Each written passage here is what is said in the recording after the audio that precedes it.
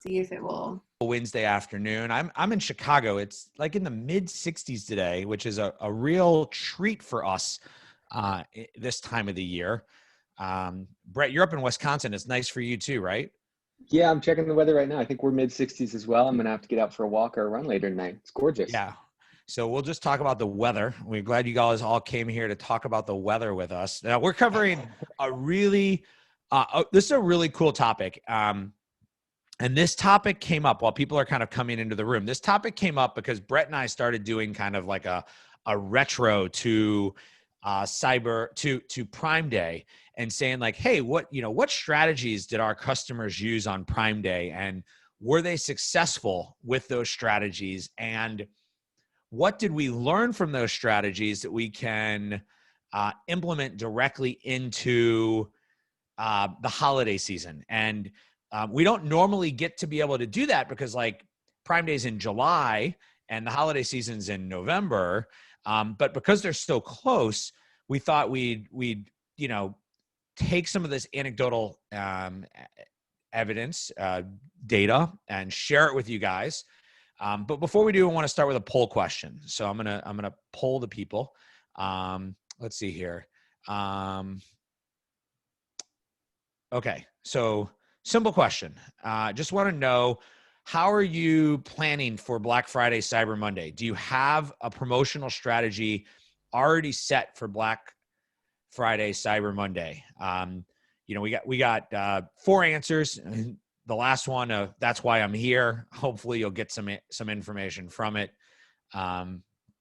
So I'm just kind of curious, how are people kind of looking at the holiday? Looks like a lot of you are already planned and have, and some of you are, starting to get that plan together. And so I think it's really important for us to kind of share that it's not too late, right? It's not too late to be doing that. Let's get into our little screen share here. All right. So today we're going to talk about Prime Day results, how to use them to your advantage. And for those of you that don't know me, my name is Jeff Cohen. I'm the Vice President of Marketing at Seller Labs.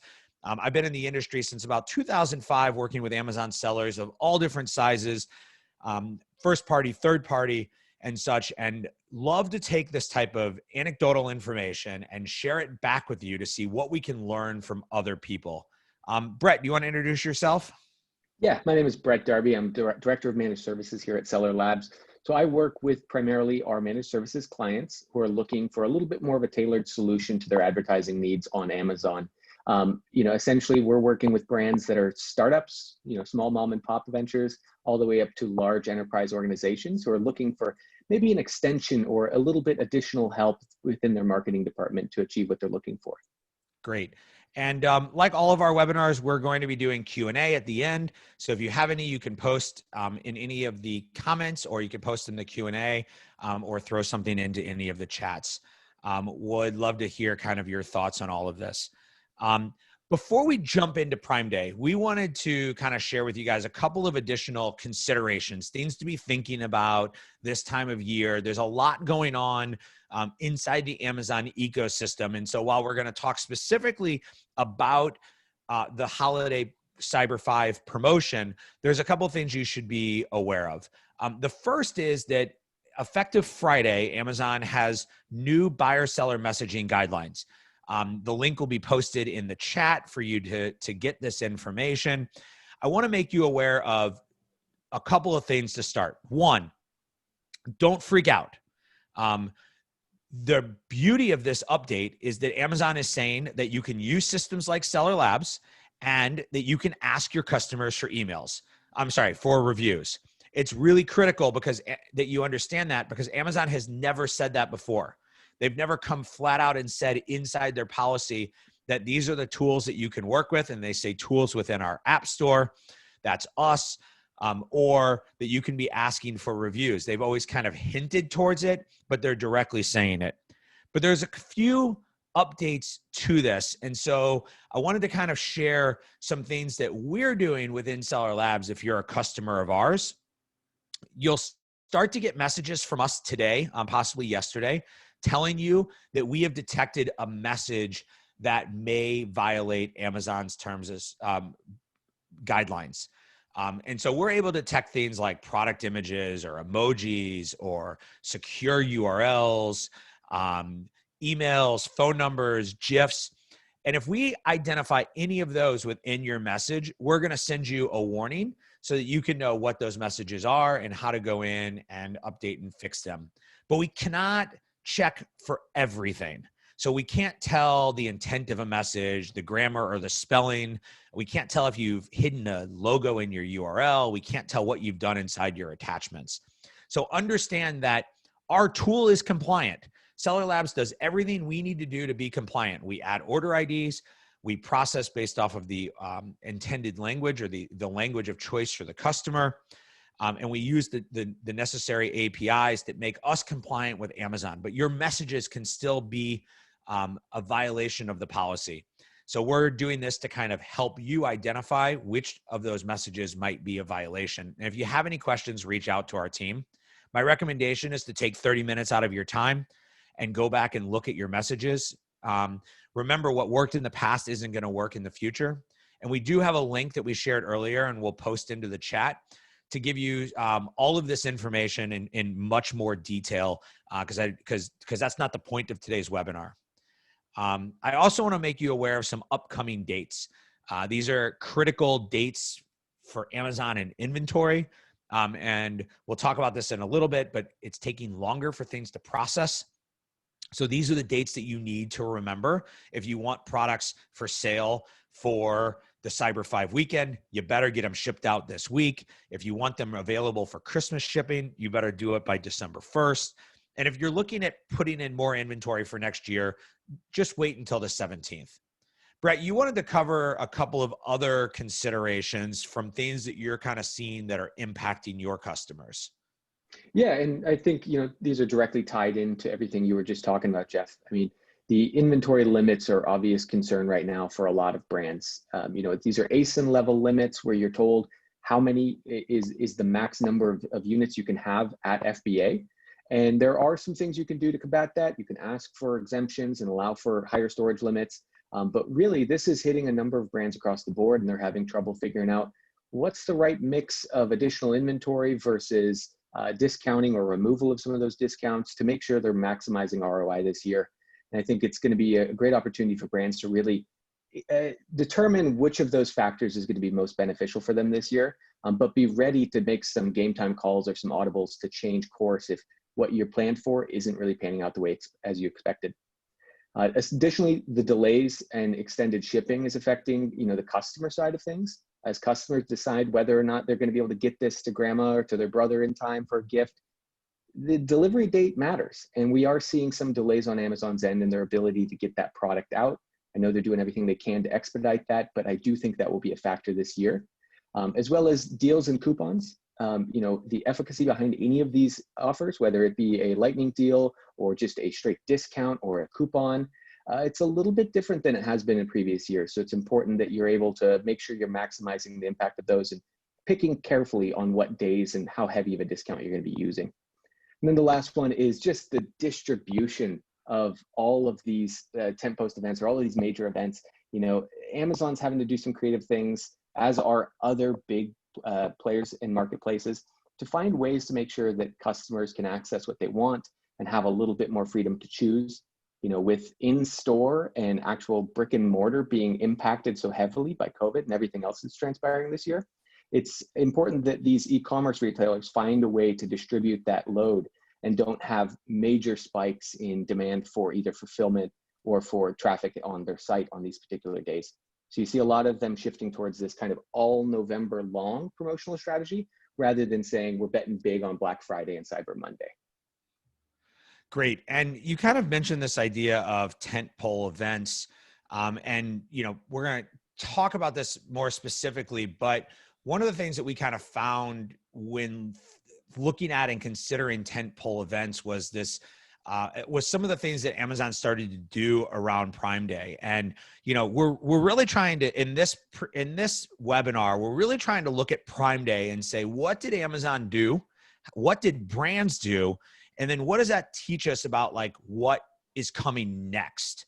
So I would love, Brett, for you to kind of talk about some of the things that your team looked at and identified and noticed during Prime Day, and maybe how you see that.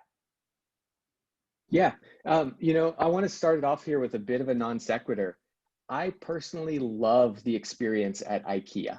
Now, I hate the crowds. I'm not a huge fan of the food, but I love that they've created these individual zones that you walk through, and you get to really experience everything that might have a common theme or a feel to it. And they've actually designed the layout of their stores specifically with that in mind, and that's just smart merchandising. Now, Amazon's doing something similar on the digital stage. They're making sure that they're driving traffic down specific avenues to achieve a goal. That goal at the end of the day is pretty much always going to be revenue, and it's always going to be favoring Amazon's own internal revenue versus 3P. So for brands, it's important to understand that Amazon is making some efforts to make sure that traffic coming in goes to a specific place. Now, you can see here that these are just some screenshots from my phone on Prime Day as I was browsing through deals. And I saw that the first couple buckets of products they have there are Amazon devices and top from our brands and things like that. So they're really putting a focus on all of their own brands and all of their own areas where they're going to maximize revenue for Amazon. Now, that is sort of a way of diverting traffic away from an initial initiative. So if you were expecting a big surplus of customers to show up and start searching for a keyword, they might have essentially been directed in another path. It might have been kind of shifted to go down this other path of explore these tiles, explore these common deals, explore from our brands, from other brands, top rated brands between a certain price point.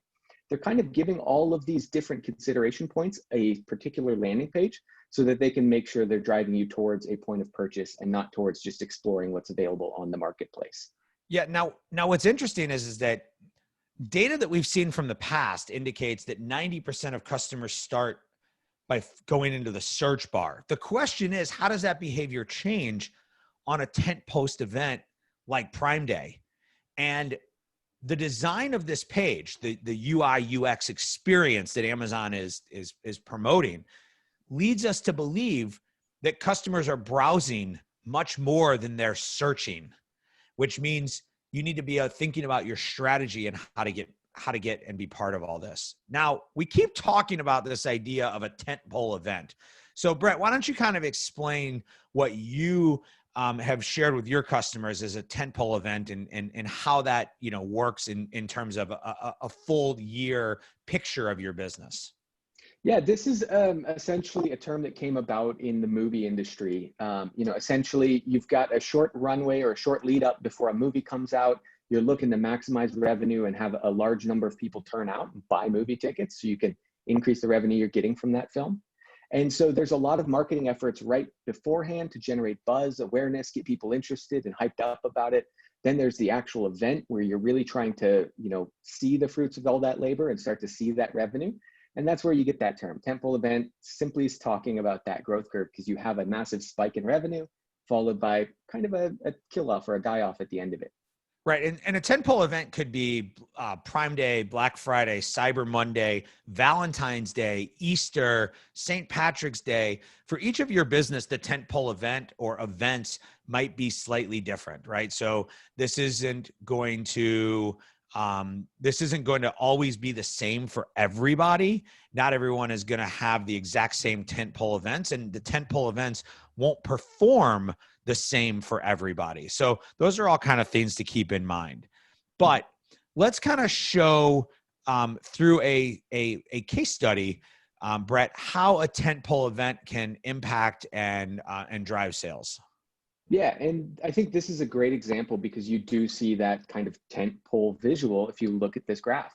We put a little green arrow there to kind of highlight that tentpole or act as that tentpole to show you that's Prime Day. I mean, those are sales and that's ad revenue on Prime Day from a client who had a lot of preparation, a lot of good timing, an understanding of their market and positioning, and then an execution strategy to go about doing that. And we were a piece of that. There was also their marketing team who was working on the promotional types that they would be using. So they had Prime member exclusive deals, they had lightning deals, they had some coupons on select products. And these were all strategically laid out on a calendar to look at when it would maximize their return if they were to use them. Then they used us as the essentially discoverability arm of this to make sure that we're putting that product and that deal in front of customers, because having the deal doesn't guarantee traffic. And so we used a mixture of sponsored products advertising types, sponsored brands, and sponsored display to make sure we got awareness on Amazon during those days, as well as in advance. So we ran some ramp up campaigns, then we capitalized on the days, and then immediately after we had to start essentially tapering back and pulling back on ad spend. But we used everything from on Amazon to off Amazon Facebook to make sure we were getting qualified customers in the door. Okay, so we have this idea of tentpole events, and we know that these tentpole events can drive our business. And as we're looking at these tentpole events, we need to look for how we're going to approach our promotional plan for these events. Now, Brett and Caroline and myself were sitting down and preparing for this presentation. And what we kind of came up with was this idea of quadrants, and that for every one of us, there's a projected revenue that we want to get from an event, or a target goal from a period of time of sales that we want to generate. And then there's a cost, right? There's an amount of money that we're willing to spend. When you're in the upper right-hand quadrant, right, interstate Amazon, that's when things are cruising along. You've got deals planned, and you're spending money, and you're making good money.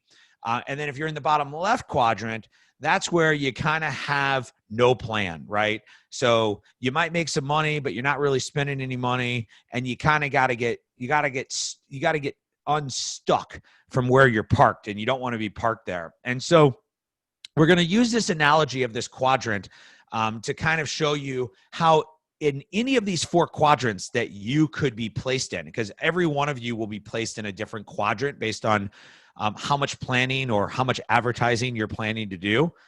You're going to need to make some adjustments and some changes to your strategy moving forward.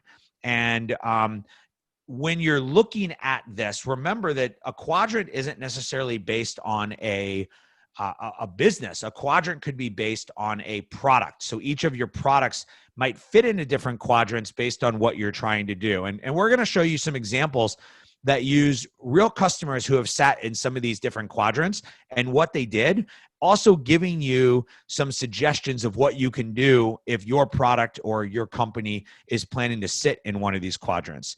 And when it comes down to it, everything within this sits on a balance of risk and reward. So what is my goal?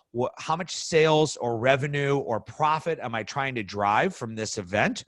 How much risk am I willing to take, and how much return do I want to have? Those are all things that need to be taken into perspective when putting your plan together.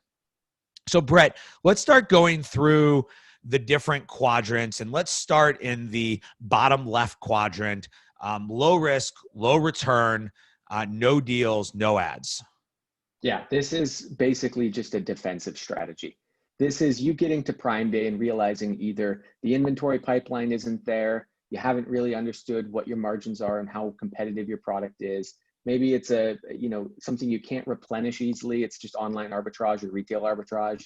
Or maybe you're a brand new brand and you're trying to see what you can do, but you don't really want to put a ton of money behind it. We only have a handful of brands that we've worked with that have taken this strategy. Typically, we would advise at minimum running some ads to make sure you're at least getting discovered on those days. But we have seen this work as a way to kind of control costs and make sure that you're not spending too much on a day where you can't actually capitalize on it. So for those newer brands or those resellers, distributors, people who maybe don't have sufficient margins, this might be the go-to strategy, but I'd still recommend you look at the second and third one here as other options for yourself. Yeah, this is really where you're in the hope strategy, right? I'm not going to do anything, but I hope I get some sales. Yep. Hail Mary for sure. And a lot of these brands, then they use that learning for next year, but it's important to understand where you really are with that. So as we start to go up the risk reward continuum, if you will, we move more into like a moderate risk where we're running some deals, but maybe not running any ads. Yeah. And this again is very much a defensive strategy. This is typically caused or typically a result of you not having sufficient inventory, Some brands who got hit with the inventory limits at Amazon and couldn't get exemptions, they ran into this problem as well. I don't have enough inventory to really maximize Black Friday, Cyber Monday, or Prime Day to run into the rest of the year. So I'm going to be a little bit more conservative, but I've already applied for my deals. So they take away one component or one cost, which is the advertising component, and allow the deal to run anyway. Now, this typically doesn't fare as well as any of the other strategies. And it's typically going to be a little bit higher risk, but modest return, if that. So Brett, are you talking about deals as in a coupon? Or are you talking about deals as in like a lightning deal? Let's just make sure we define what kind of deals we're talking about for people. Really all of the above. A couple of these were coupon deals. Those are a little bit less risky to just kind of let them ride essentially and not really put additional ad dollars towards them. Now, lightning deals, Prime exclusive deals, those I would definitely recommend you put some money behind because they need to be discovered to really be effective. Yeah, and a lot of people might say, well, it's too late. I can't schedule a lightning deal, or I can't schedule another type of deal. But you can always be running coupons. And one of the things I think we did see as a result of Prime, or as on Prime Day, was that people were shopping for deals. And so products that had some type of discount couponing to them performed a lot better than products that didn't. Yes, exactly. So let's kind of go to the opposite direction. So now we're not going to run any deals, but we are going to run ads. Yeah. And it's definitely a holiday where people are kind of trained to think about that discount. So they're already looking for some savings. Now, this is a little bit higher risk, can have modest returns or moderate returns, but essentially you're looking to really boost visibility of your products, but you're not offering any sort of competitive advantage for the customer to choose your product. Now, this is a strategy that a lot more brands used than we saw with the former two strategies. These were brands who were looking for a way to still get awareness for their product, but weren't really looking to take a hit on their margins or put a lot of money up for any sort of a deal like a lightning deal. They generally didn't have as much time to prepare. Maybe they're not a high volume seller to begin with, so they weren't rolled into a lot of the marketing efforts that Amazon put out to get brands really adopting these tools. And so they typically had to kind of just wait, adjust costs, but focus in on kind of the keywords and the targets that really convert well. Great. So let's kind of go to the highest risk, but the highest return, and how everything kind of comes together in this quadrant. Yeah, and this is my favorite one, Jeff. I mean, these are for bigger brands, some small brands who have their ducks in a row, CPG brands as well, and distributors with exclusivity. If you are the only seller on Amazon, this can be a great strategy for you, but it does take a lot of planning.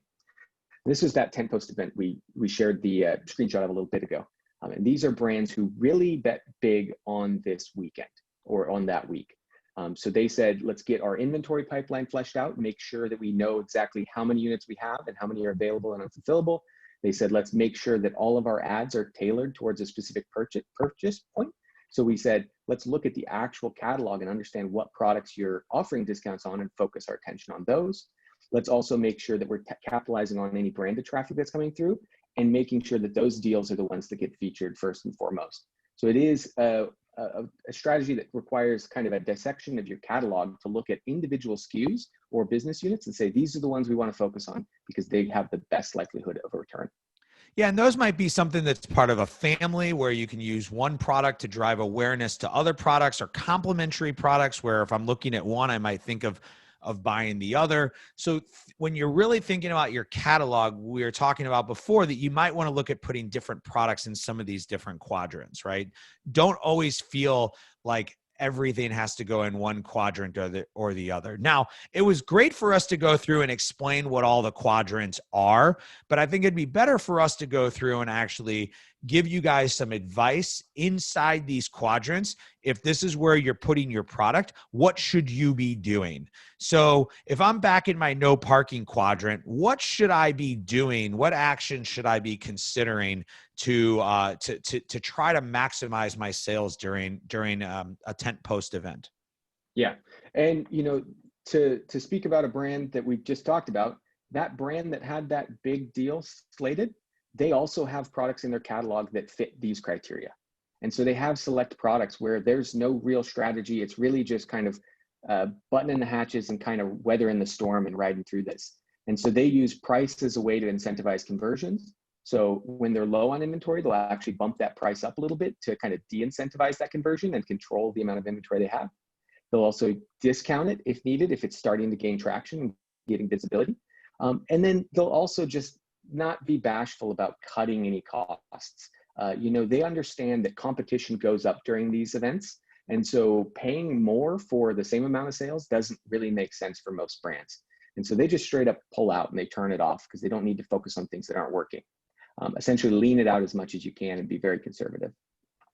Now there was actually an interesting phenomenon that occurred on Prime Day that brands should be aware of, and it'll be interesting to see how it plays out over the month of November, right? So I think one thing you need to start wrapping your head around is that Cyber 5, which is typically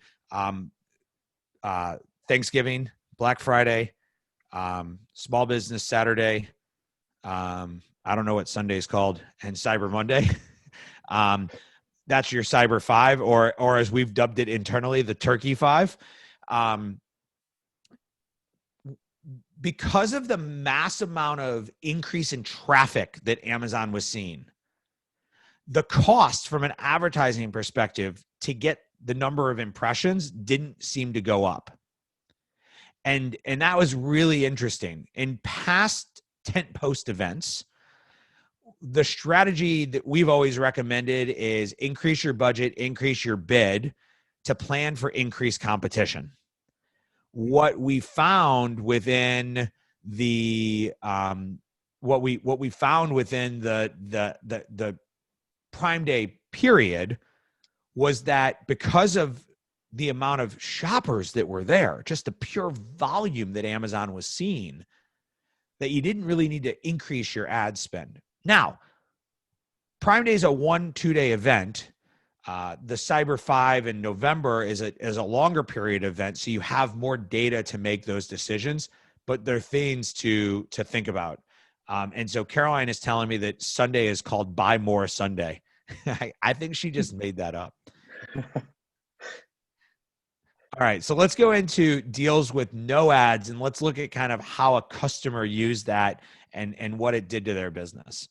Yeah, this is a screenshot straight out of Ignite using one of our customers' data.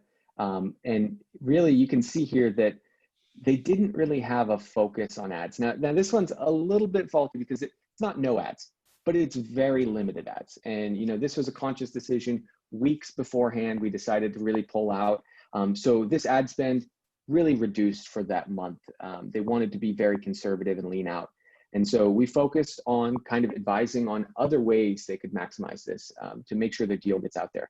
So we asked them to make sure they were promoting it through social media, posting it and just making sure the word is getting out there, sharing it with any of their mailing lists, really trying to get word out that there is going to be a deal and we're not doing a whole ton to promote it. The other advice I would definitely give to brands is stick with Prime exclusive deals or coupons if you're going to pick a deal. Lightning deals typically do best when you're also putting some money behind it to promote it. And so if you're going to use something that's a little more passive, stick with coupons. They're probably your best bet. So Prime exclusive deals are coupons that are targeting Prime shoppers. Why is that a better than just doing a general coupon that targets everybody? Yeah, really, we're just seeing some good signs with using it. It's still kind of a newer promotional type, but the other big reason is you're going after qualified people. You're going after people who are Prime subscribers already, and we know that Prime subscribers spend more than non-Prime subscribers on Amazon. So you're naturally going after somebody who's willing to be a little bit more liberal with their discretionary spending on Amazon. Yeah, so you're going after a more targeted customer or a higher potential converting customer. Are you typically recommending that you would have a better deal for Prime exclusive, or you just use the Prime exclusive deal badge versus the general coupon badge? Yeah, I definitely recommend some experimentation. I think it depends on brands. We've endorsed both, and I think both work in different ways. If you're in a very saturated category, Prime exclusive deals might be your better bet no matter what. Now, I just feel like I feel like it's like Bank Air and Amazon's favor when you do Prime exclusive because you're giving them more value to Prime. Yeah. Yeah, Yeah, but That's where the customer base is. So you got to It go is. after it. And I mean, we've seen it. We've seen it with customers who are doing merchant fulfilled and prime. And when their prime products get back in stock, their sales go up. And when they are strictly merchant fulfilled because they're out of inventory, their sales go down. So even though the delivery time might ultimately be the same between prime and merchant fulfilled, because everything is taking longer, the illusion of prime is a value add to customers who are prime customers in shopping. Yeah, exactly. And the other thing, it doesn't guarantee traffic. So if you want to make sure you're getting your deal in front of customers, I'd still endorse using ads. I think you kind of have to. Yeah, and I think that's important, is that couponing does not drive traffic. It's more of a conversion mechanism. And that's why you're recommending promoting through social media, through your own email, or through advertising, so that there's some way for people to know that your deal is there. Yep, exactly. Great. So let's talk about kind of the minimum speed where you're not running a deal, but you're running some ads. Yeah, and this again is a screenshot from one of our customers' data, look straight out of our pro software. And we really took a pretty conservative approach with this brand as well. They didn't have any deals slated. It's more of a premium product to begin with. I mean, their price point's a little bit higher than the rest of the competition. And so they took this conservative approach, knowing that people are going to be looking for deals. They don't have any deals, so they want to make sure the visibility is there, but they don't necessarily want to break the bank trying to earn all of those sales when other factors might be in play. So another brand offering 10% off might seem more appetizing than their premium price that's already higher. So with brands like this, we really recommend that they keep that advertising going, but they focus in on whatever's highest ROI.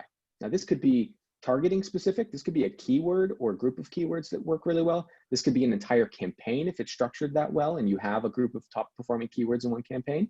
But either way, you're going to want to look for ways to kind of trim some of the fat, cut away some of the inefficiencies temporarily, and kind of ride out this event so you're not spending too much during the week. And I think it's important to note there's not a major blip of sales that occurred with this strategy, right? And so this also goes back to, what are your goals and what are you trying to accomplish? And if you're just running ads and you have no deals, but you're trying to 2x your sales, you might not get there with this strategy. And so ultimately, depending on the strategy that you're implementing, it might impact the results that you're trying to achieve. So you have to keep all of that kind of in balance and in perspective. And in general, what we saw from Prime Day was that customers that were running some form of ads on a product by product basis were seeing 2 to 3x sales over the same period from a previous year. If they were not running ads, they were not getting that kind of return. They were maybe getting flat from the previous year, or maybe some slight growth from the previous year with the increased traffic. But people were shopping on Prime Day. Specifically, people were shopping for deals. So you have to be thinking, as we roll into Cyber 5 and we roll into Black November, are shoppers shopping for deals, or are they shopping for products? And you have to kind of keep that in mind. I mean, I was at Target the other day. I was walking down the aisle. I saw a product that I thought my child would like as a gift for the holidays, and they were running a deal on it. So it made me stop and buy it, even though I wasn't there specifically to buy that. But it caught my attention, and because they were offering me a $10 gift card with the purchase, I thought, oh, that's about a 20% discount. I'm going to just buy it while I can get a discount. And that's a great reason why that strategy works so well, and why you have to keep ads during those events. I mean, we see the same thing. And I think it was a 2019 bids rate study said 4 out of 10 bought something they weren't expecting to. That's 2 in 5 just making an impulse purchase on Prime Day. And there's this interesting phenomenon of, like, we're not going to the malls, we're not shopping, we're not interacting in the same way we've been interacting in previous holidays. So how am I going to do product discovery? How am I going to find what people want? And a lot of that's going to come through social media. A lot of that's going to come through micro influencers, other people talking about your product. And a lot of that's going to come from seeing something, reading reviews, and maybe seeing a discount code and wanting to take action. Yeah. So let's kind of hit on our last quadrant here. And there's a couple things within this chart that I think are important to kind of point out. But let's talk about when we're running the ads and the deals, and we've got things planned out, and we're running, special Cyber 5 deals that are going on Black Friday, on Thanksgiving, on Cyber Monday. What else do I need to be doing to optimize that strategy? Yeah, I think it's about pulling as many levers as possible. So using things like Amazon posts to get word out. If you have that in your pipeline, you can do that. Using Amazon Live to make sure that you're getting that awareness on the same day as that deal as well. Using Amazon ads as well as ads off of Amazon. So Facebook ads and ads on Google, anywhere else that you can run them to get awareness about this deal. This brand, you can see that massive spike in ad revenue down there in the bottom. It's that first little green arc. And beforehand, there were some things that I think it's important for brands to keep in mind as well. Beforehand, we did see the ACoS rise. We saw a little bit of window shopping, and we were ramping up ad budgets along the way.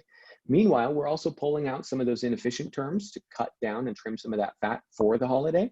But nevertheless, if you measured it simply from an ACoS perspective, we didn't hit their numbers for about a week to a week and a half beforehand.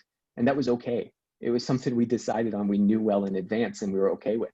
But you have to be willing to stomach those unfavorable numbers right before in order to see the fruits of your labor on Prime Day.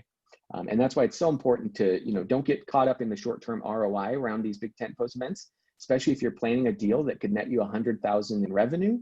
Don't get worried about $100 going somewhere that it shouldn't be. And then stay the course. Make sure that you've got a plan in place and you're going to stick with it. Aside from one or two brands that we worked with this year, most of them had their deals fall on the date they were expecting, and they could kind of operate as normal. They had some advance warning about when those deals would be, and they were able to plan accordingly. So unless you're getting a curveball from Amazon, getting your deal changed or something like that, you should be able to plan for this and have similar results with your own brand. All right, so let's give a little pitch to these guys, right? So this company that we're talking about here is a company called 5 Strands. I don't know if that's in focus. Caroline will tell me if it's not.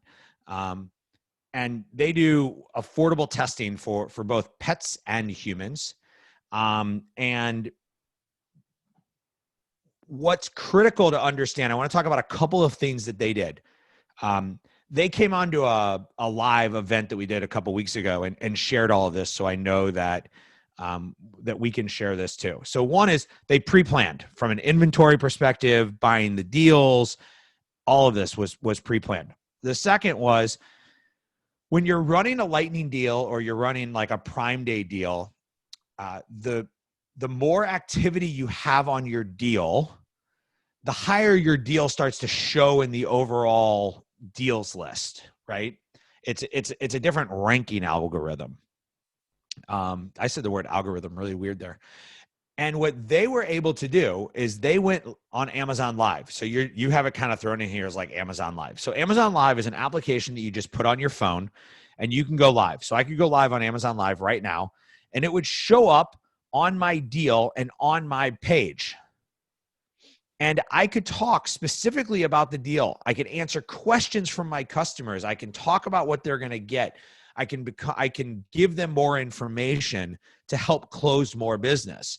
So if somebody's looking at my deal and they're looking at my page, they can see my Amazon Live, they can interact and talk to me. The coolest Amazon Live I saw on Prime Day, I wish I had captured a picture or a video of this. I probably could. Lego, I think that's my second Lego reference today. Lego literally had 2 kids on a video building a T-fighter.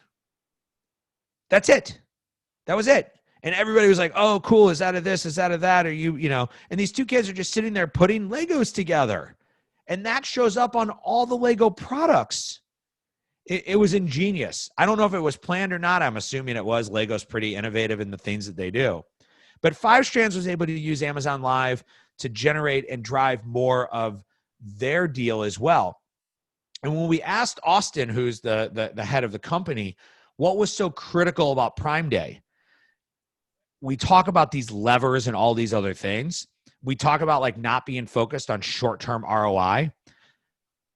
Their investment in Prime Day was all designed around getting people the test kit, getting the results, so that when they were sitting around the Thanksgiving dinner table, they would say, oh, I'm not eating turkey anymore. I found out that turkey makes my stomach hurt.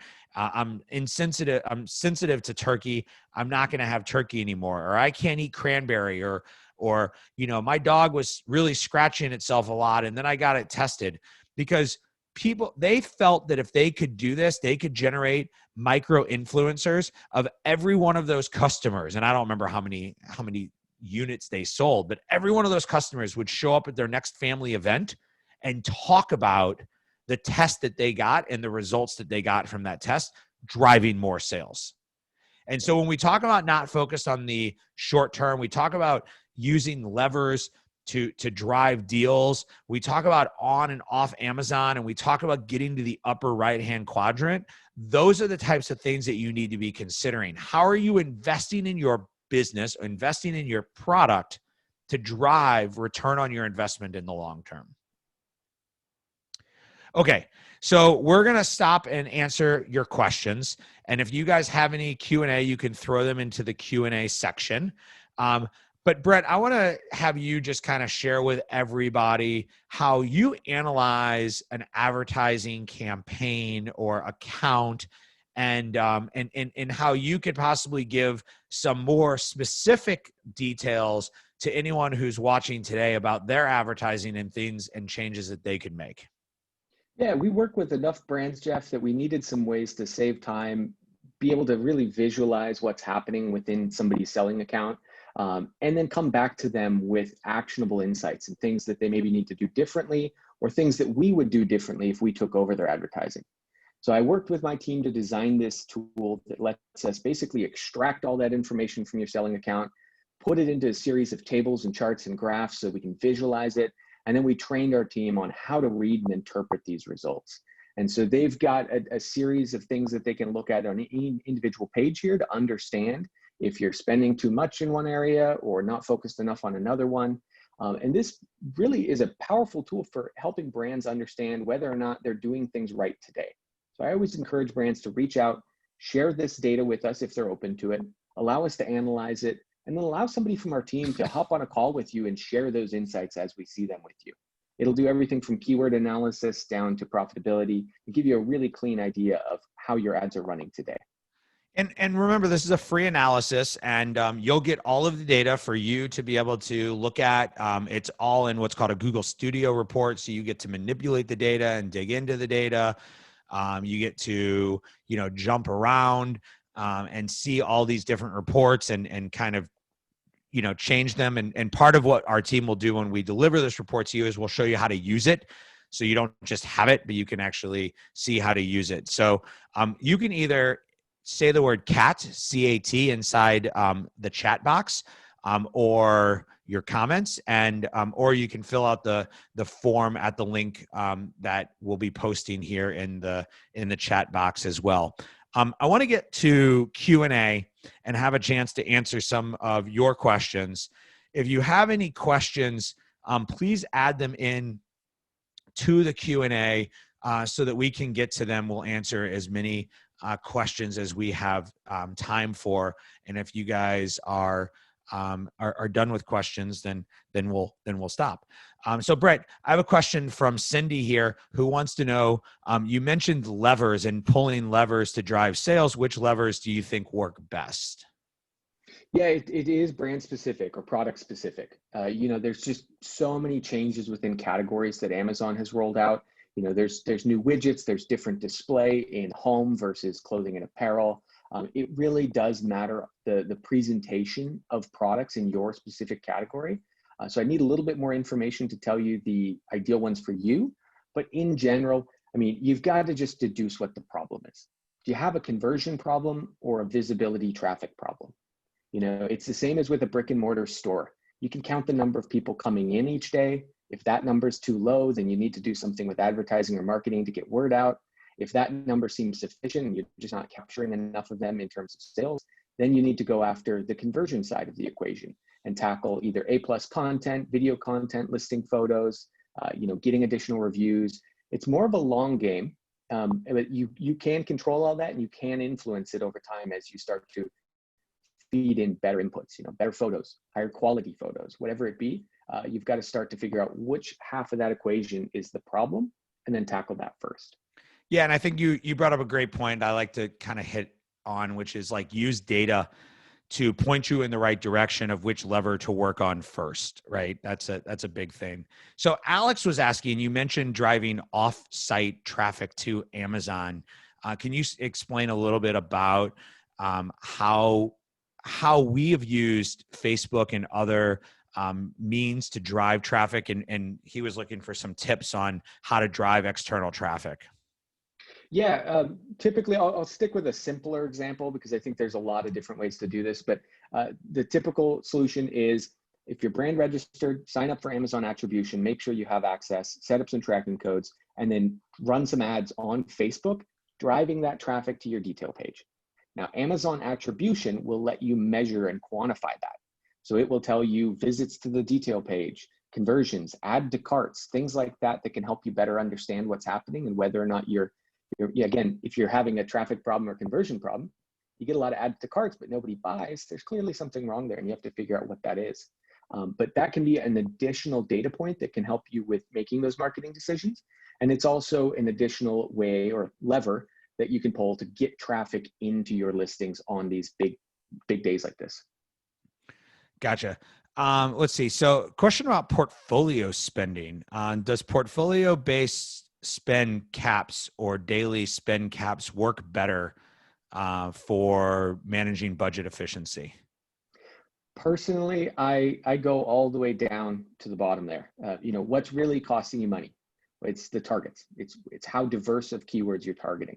So while you can put in a portfolio budget to restrict that spend, or even a campaign level budget, it's better to just figure out what the problem is. Are you trying to buy too much with a really small budget?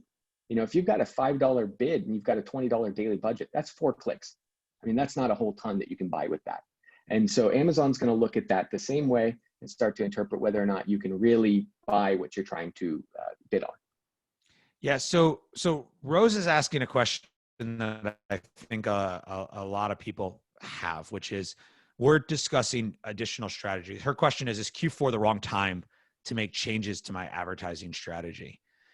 So if I'm here today, right, it's November the 4th. I don't have that strategy. I'm sitting in the bottom left corner. Or I have a strategy. Is now the time I want to change my strategy? And if I'm going to do that, what should I be kind of thinking about or aware of? Yeah, I think, again, it comes down to having SMART goals in place and understanding what you're really trying to achieve. Like, why are you dissatisfied with the performance to date? And what would you love to change about that? Then you can start to deduce what changes need to be made. For you, it might be just simple cutting, just negating some words and negating some ASIN targets to save yourself some capital and focus on the words that work. For others, it might be, hey, I'm a brand new entrant or a brand new brand here in this category. I have no reviews. I've got really little sales, and I'm trying to become the top dog overnight. That could just be a bad goal or a bad thing you're trying to achieve there. Well, I mean, if you've got the right inventory, right? So yeah. I get a lot of these investors who call me up. They want to buy Amazon businesses. If any of you ever want to sell, tell me, because these guys call me all the time. And what we were talking about was how one business is successful when another one fails. And it comes down to inventory, risk, reward, and access to capital. And, we were talking about the fact that like what you were saying is like kind of a conservative approach. But if I have the inventory and I want to go big and I'm willing to invest in that going big, go for it. It just has to be the strategy by which you're trying to accomplish. And so many sellers are limited in their inventory, and they're kind of afraid if they go too big that, they might like limit themselves in their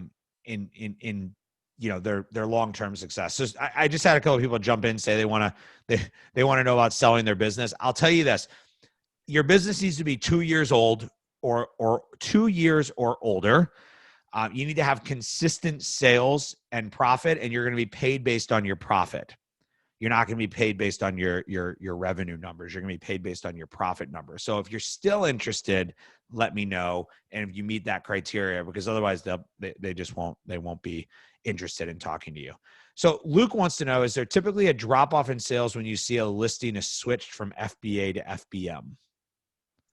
Most all cases. When it goes from FBA to FBM, it's going to see a drop in conversions, potentially a drop in traffic, visibility. I mean, Prime is a filter. I mean, you got to understand that's a very important thing. I personally, having worked with Amazon in one capacity or another for 10 years now and spent a lot of time and money as a consumer, I don't buy most things that aren't Prime.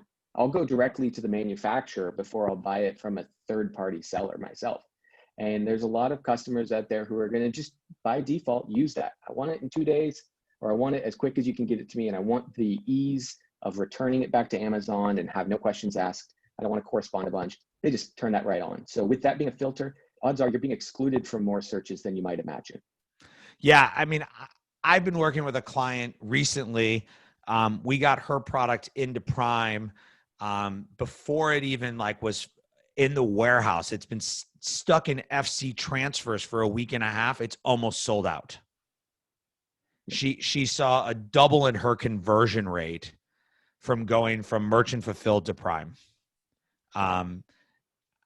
It's one client, it's one product, or I mean, I think it's 6 SKUs.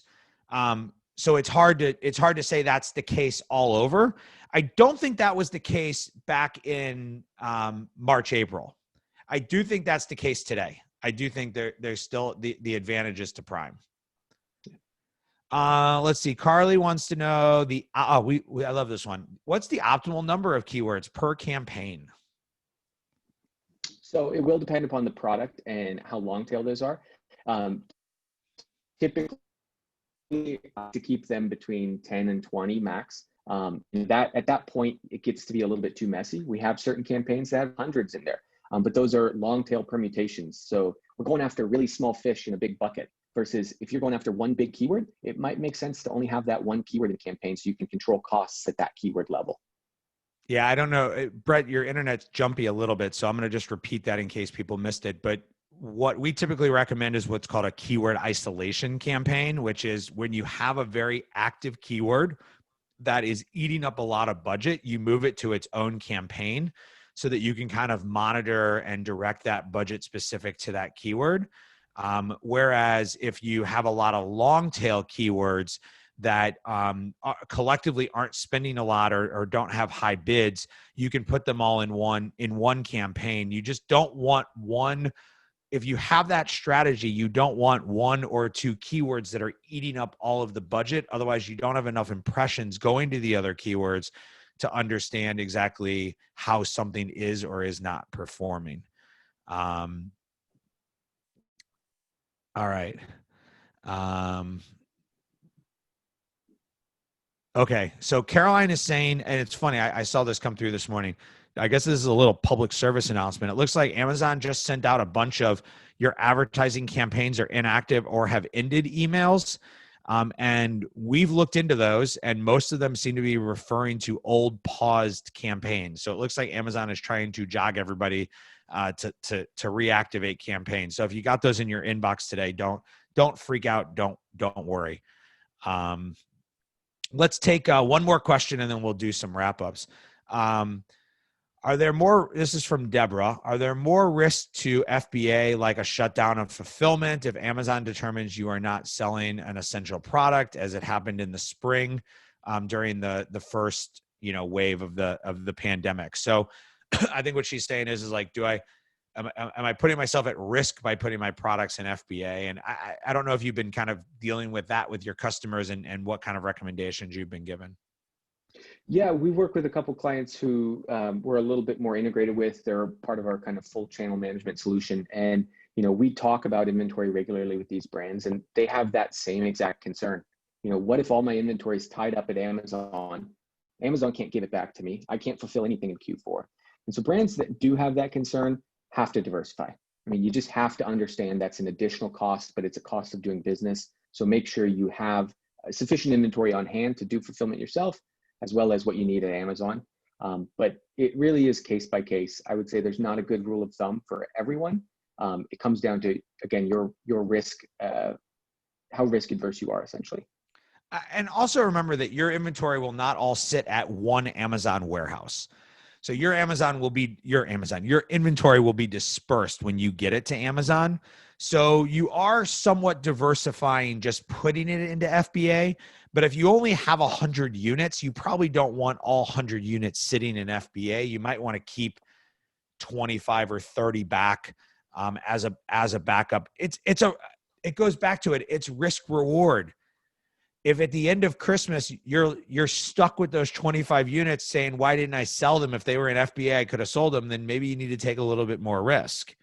It's a challenge and a question that everybody needs. I personally have been recommending that people have a hybrid strategy and you keep some inventory in both. Brett, let's do some wrap up here. How about some kind of final words on what you've seen and what you kind of experienced with Prime Day and how you're kind of advising your clients as we move into the heat of this holiday season?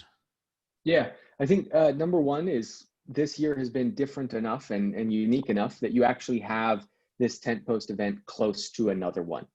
Traditionally, again, like you mentioned at the beginning, Jeff, it was Prime Day in July, and then you didn't have another big event like that until November. And so for brands now, you have this wealth of information from the past couple of weeks that you can use going forward, and you should really be trying to study that and determine what changes you need to make to be successful during Black Friday and Cyber Monday. Thank you, Brett. I appreciate you sharing that. Again, if you're interested in having Brett and his team look over your advertising, provide you with a free detailed report of your advertising and recommendations for how to optimize your ads, please go to the link that's included inside the chat and comments. If you are getting notifications regarding your messages from Seller Labs regarding buyer-seller messaging, please check out our blog. We've got a lot of great information on our blog related to this policy update and how you need to handle it and what messages are and are not appropriate for you to be sending. And I'll leave you on this with this final thought, which is that expect the unexpected, right? If there's anything we've learned from 2020 in general, it's expect the unexpected and be prepared. And you can't develop a strategy to be prepared for everything, but you can be prepared to stop, take a breath, develop a game plan, and then move forward. I always like to say, don't react when you're mad. So develop a strategy that's going to allow you to digest what's happening and then react to it, whether it be your inventory, whether it be your messaging, whether it be your advertising, whether it be your customer service, whether it be your returns, or any of the number of things that we have to deal with as Amazon sellers. We're always here for you. We'll be back on, I think, November 13th for office hours, and we'll be back with one more webinar before the Cyber 5 holiday weekend, talking about some last minute tips and strategies. So continue to check out our emails to get all of the dates of our events. And we appreciate you coming. We appreciate you participating. We hope everybody has a great day.